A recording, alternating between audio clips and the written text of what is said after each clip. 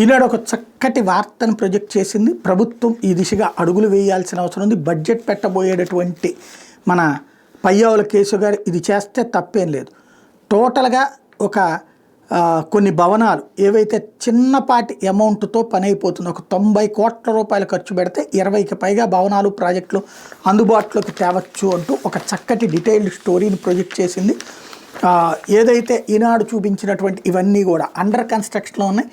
గతంలో ప్రారంభించి చంద్రబాబు టైంలో ప్రారంభించి ఆ తర్వాత జగన్మోహన్ రెడ్డి టైంలో ఆగిపోయినటువంటి నిర్మాణాలు వీటిని పూర్తి చేయమని చెప్పేసి అడుగుతోంది. కేవలం 90 కోట్ల రూపాయలు ఖర్చు పెడితే చాలు అన్నట్టు చాలా మంచి ఆలోచన. ఇందులో ఎస్పెషల్ ఏలూరు జంగారెడ్డిగూడెంలో నిర్మిస్తున్న 50 పడకల తల్లి బిడ్డల ఆసుపత్రి 9.5 కోట్లతో ఇన్పేషెంట్ అవుట్ పేషెంట్ బ్లాక్లు కడుతున్నారు.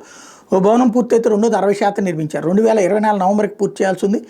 అప్పట్లో కాంట్రాక్టర్ 4 కోట్లు బిల్లులు చెల్లించకపోవడంతో పనులు ఆగిపోయినాయి. ఇది కనుక పూర్తి చేయగలిగితే బాగుంటుంది. అట్లాగే ఘోష ఆసుపత్రి నెల్లూరు నగరంలో 2021లో 3.82 కోట్లతో ఘోష ఆసుపత్రి నిర్మాణం చేపడితే 85% పూర్తయింది. 24 ఎన్నికలకు ముందు భవనం లోపల పనులు పూర్తి కావని బయట రంగులేసి వైసీపీ నాయకులు హంగామా చేశారు. దీని గుత్తేదారు మాజీ మంత్రి వైకాపా నాయకుడు అనిల్ కుమార్ యాదవ్కి సన్నిహితుడు. 20 లక్షల వరకు బిల్లులు బకాయి ఉన్నాయి. ధరలు పెరిగాయన్న సాగుతూ మిగిలిన పనులు మొక్కం చాటేశారు. నిర్మాణ సమయంలో ప్లింత్ బీమ్ కింద పునాదులు కొంగడం, అక్కడికక్కడ పగుళ్ళు ఇవ్వడం వంటి లోపాలు బయటపడ్డాయి. ప్రత్యేకంగా మహిళలకు ఉద్దేశించిన ఈ ఆసుపత్రిని పూర్తి చేస్తే వాళ్ళకి ఎంతో ఉపయుక్తంగా ఉంటుంది అన్నటువంటి వార్తని హైలైట్ చేశారు. ఇట్లా ఓవరాల్గా వైసీపీ టైంలో ఆగిపోయినాయి, తెలుగుదేశం టైంలో ప్రారంభమైనటువంటియే కాబట్టి ఇవి పూర్తి చేయగలిగితే ప్రయోజనం ఉంటుంది ప్రజలకు కూడా.